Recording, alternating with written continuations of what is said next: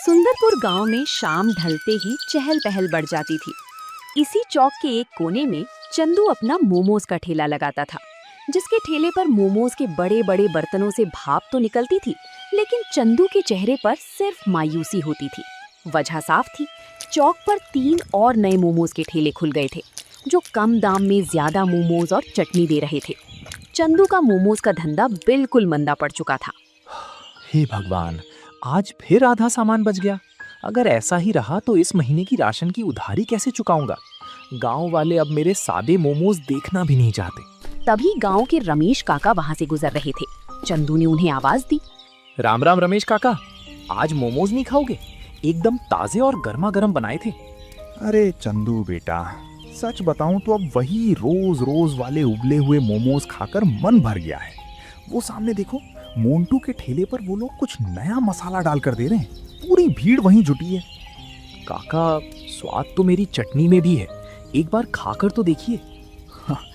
गुस्सा मत करना चंदू, पर जमाने के साथ बदलना पड़ता है। तुम कुछ नया नहीं लाओगे तो लोग वहीं जाएंगे जहाँ कुछ अलग मिलेगा। रमेश काका सामने वाले ठेले की तरफ बढ़ गए। चंदू भारी मन से अपने मोमोज ढकने लगा था। तभी चौक पर एक बस आकर रुकी। बस से एक नौजवान उतरा, जिसके हाथ में एक बड़ा सूटकेस था।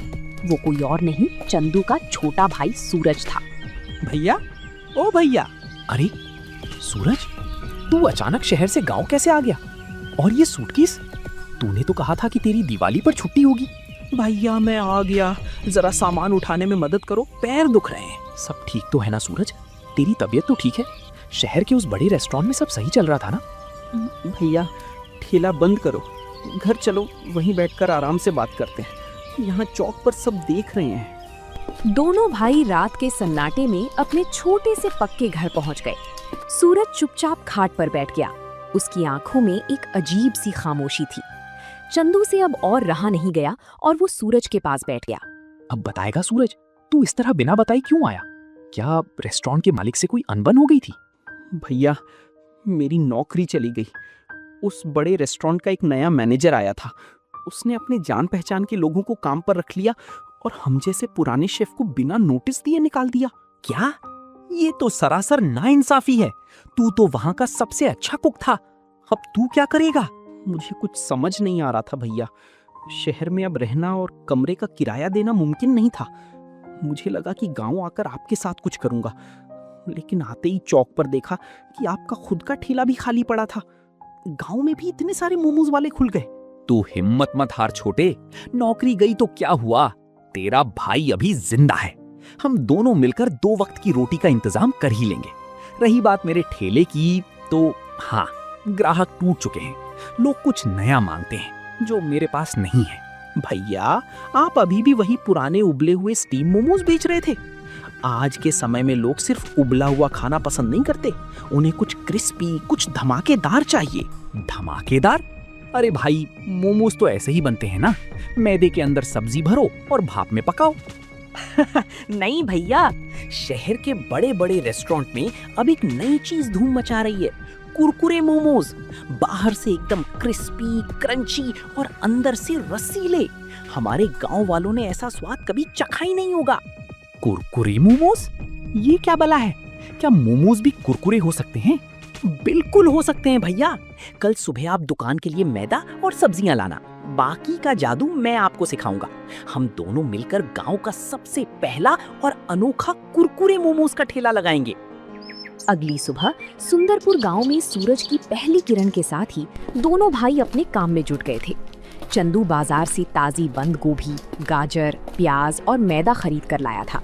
घर के बरामदे में दोनों ने मिलकर सब्जियां काटी और मैदे की छोटी छोटी लोइयां बनाकर मोमोज तैयार किए। जब मोमोज भाप में पककर तैयार हो गई, तब चंदू उन्हें हमेशा की तरह थाली में सजाने लगा, लेकिन सूरज ने उसे रोक दिया और मुस्कुराते हुए अपनी सीक्रेट रेसिपी निकालने लगा। सूरज, मोमोज तो उबलकर तैयार हो गए हैं, अब इसमें ऐसा क्या अलग करेगा तू जिससे ये कुरकुरे हो जाएंगे? मुझे तो कुछ समझ नहीं आ रहा। भैया, यही तो असली जादू है। ये देखो, ये कॉर्नफ्लोर का घोल है और इस दूसरी थाली में जो आप देख रहे हो, ये कुचले हुए कॉर्नफ्लेक्स हैं। इसी से मोमोज को वो करारापन मिलेगा जो गांव वालों ने पहले कभी नहीं देखा। अच्छा, तो तू इन उबले हुए मोमोज को पहले इस घोल में डुबोएगा और फिर उन सूखे कॉर्नफ्लेक्स में लपेटेगा। पर इससे स्वाद कैसा आएगा? स्वाद ऐसा आएगा भैया कि लोग उंगलियां चाटते रह जाएंगे। अब आप चूल्हे पर कढ़ाई चढ़ाओ और तेल को खूब गर्म करो। हमें इन्हें डीप फ्राई करना है।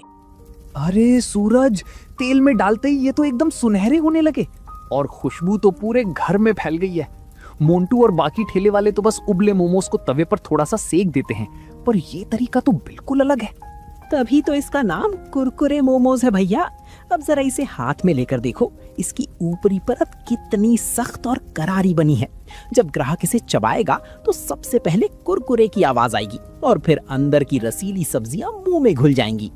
शाम के 5 बजते ही दोनों भाई चौक पर अपना ठेला लेकर पहुंच चुके थे।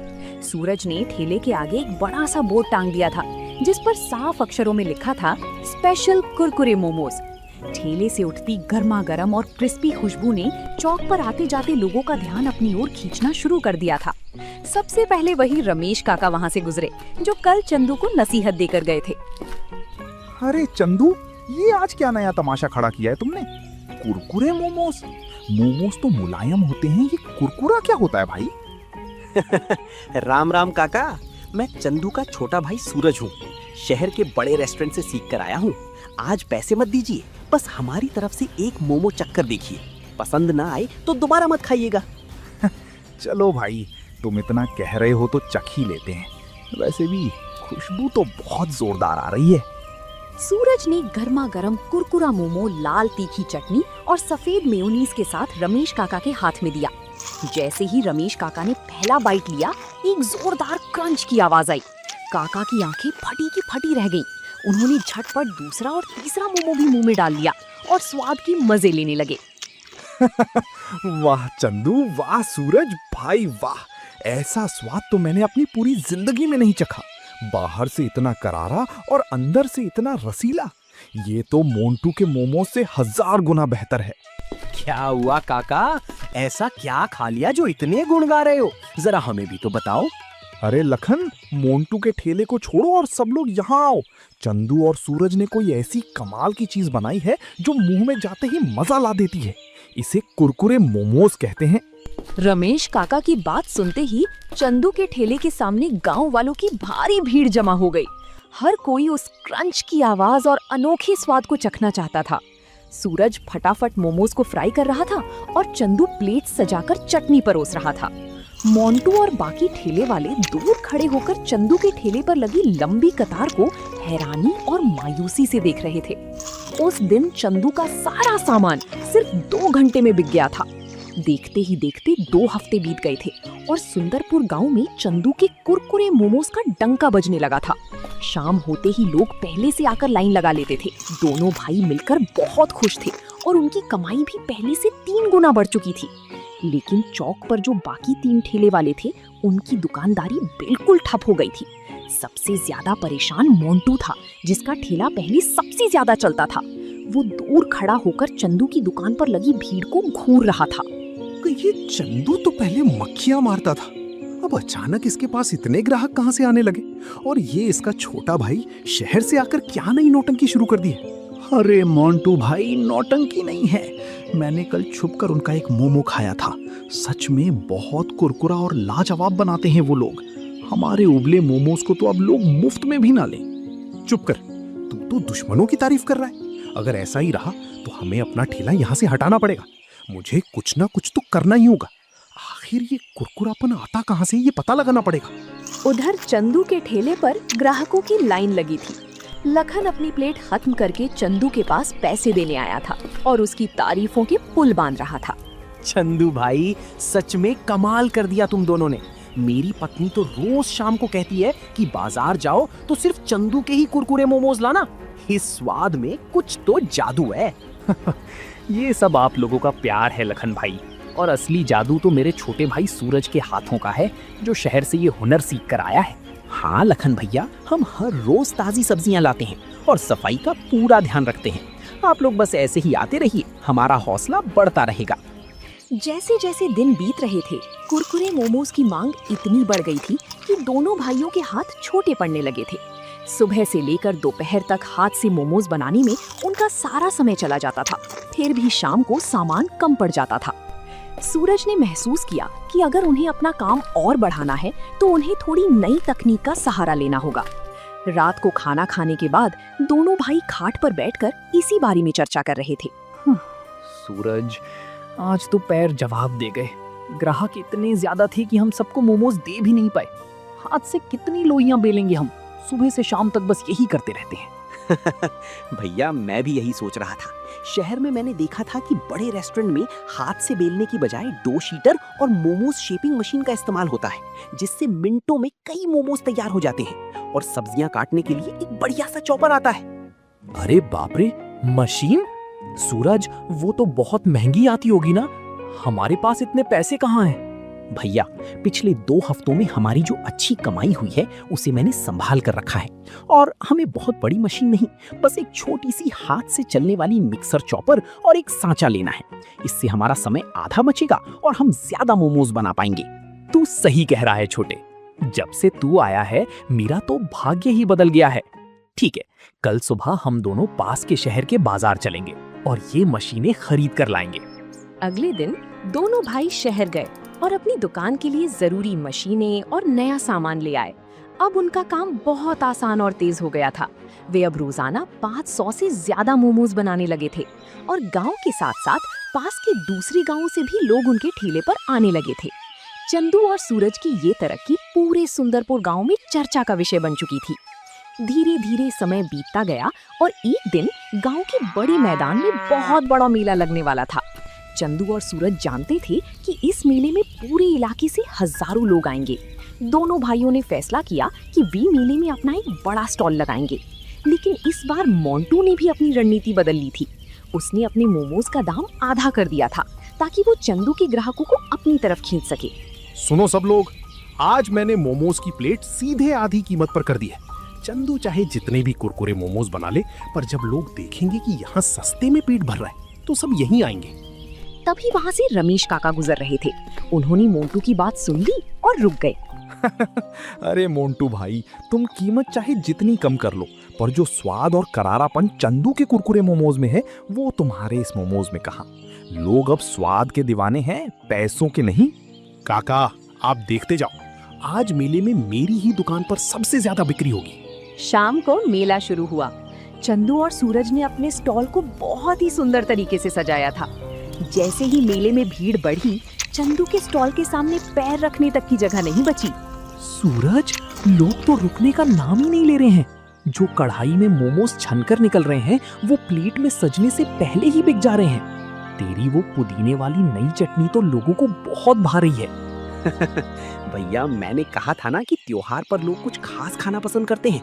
आप बस चटनी और मेयोनीज डालते जाओ। आज हमें गांव का रिकॉर्ड तोड़ना है। रात के 10 बज चुके थे। मेले में चंदू और सूरज का सारा स्टॉक खत्म हो चुका था। उनकी जेबें नोटों से भरी हुई थी। दोनों भाई खुशी खुशी अपना स्टॉल समेट रहे थे। तभी चंदू की नजर दूर मोंटू के स्टॉल पर पड़ी। मोंटू का सारा सामान वैसा का वैसा ही रखा था और वो उदास बैठा था। उसकी आंखों में आंसू थे।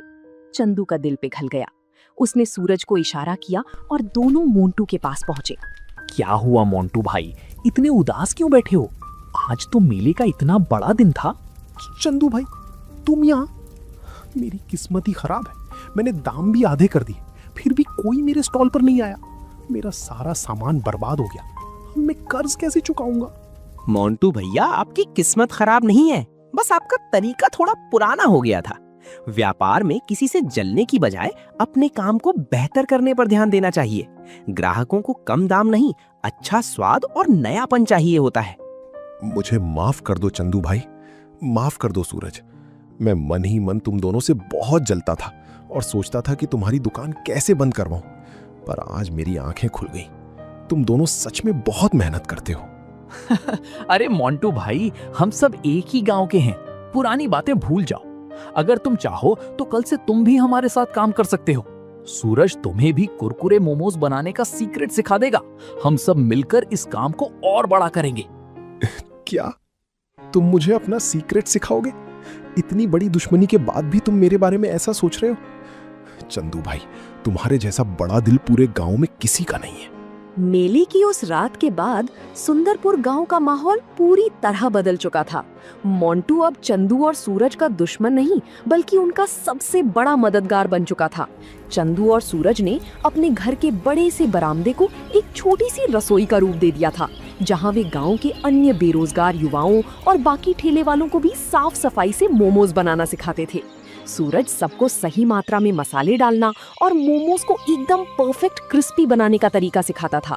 सूरज भाई, सच बताऊं तो मुझे पहले लगता था कि शेफ का काम बहुत आसान होता है, पर अब समझ आया कि कॉर्नफ्लावर के घोल की मोटाई और तेल का तापमान सही रखना कितना जरूरी है।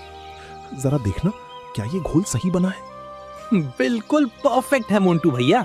अब इसमें जब मोमोज डूबेंगे और कॉर्नफ्लेक्स की कोटिंग होगी तो ये कढ़ाई में जाते ही एकदम सोने जैसा चमकेगा। आपकी मेहनत रंग ला रही है। सूरज, मोंटू, पास के 3 और गांव के सरपंचों का बुलावा आया है। वो चाहते हैं कि हम उनके यहाँ लगने वाले साप्ताहिक बाजार में भी अपना कुरकुरे मोमोज का स्टॉल लगाएं। लोग हमारे स्वाद के दीवाने हो चुके हैं। चंदू भाई, ये तो बहुत बड़ी खुशखबरी है। आप बिल्कुल चिंता मत करो। अब जब मैं और गांव के बाकी लड़के आपके साथ हैं, तो हम मिलकर हर गांव तक ये स्वाद पहुंचाएंगे। माल तैयार करने की जिम्मेदारी हमारी। यही तो मैं चाहता था भैया। जब मैंने शहर की नौकरी खोई थी तो मुझे लगा था कि सब कुछ खत्म हो गया, पर आज मुझे समझ आया कि अगर आपके पास हुनर है और आपके साथ अपनों का भरोसा है तो आप कहीं भी अपनी नई दुनिया बसा सकते हैं। वक्त का पहिया घूमता गया और चंदू का वो छोटा सा ठेला अब एक आलीशान दुकान का रूप ले चुका था। गांव के उस चौक पर जहां कभी चंदू मायूस होकर बैठता था, आज वहां एक सुंदर सी दुकान सज चुकी थी जिसका नाम था भैया जी कुरकुरे मोमोज। दुकान के उद्घाटन के दिन पूरे गांव को न्योता दिया गया था। चंदू और सूरज, तुम दोनों भाइयों ने आज सुंदरपुर गांव का नाम पूरे इलाके में रोशन कर दिया है। शहर के लोग जो स्वाद ढूंढते थे वो आज तुमने हमारे छोटे से गांव में लाकर खड़ा कर दिया। ये सब आप सब बुजुर्गों के आशीर्वाद और मेरे छोटे भाई की समझदारी का नतीजा है। अगर सूरज शहर से वो हुनर ना लाता और हिम्मत ना दिखाता तो आज भी मैं उसी पुराने ठेले पर आंसू बहा रहा होता। और भैया, अगर आपका सहारा और आपका बड़ा दिल ना होता तो शहर की नौकरी छूटने के बाद मैं टूट चुका होता। ये दुकान सिर्फ मोमोज की नहीं है, ये हम दोनों भाइयों के प्यार और मेहनत की निशानी है। तो दोस्तों, आप लोगों को ये कहानी कैसी लगी कमेंट करके जरूर बताएं और ऐसी कहानियों को देखने के लिए वीडियो को लाइक करें और चैनल को सब्सक्राइब करें।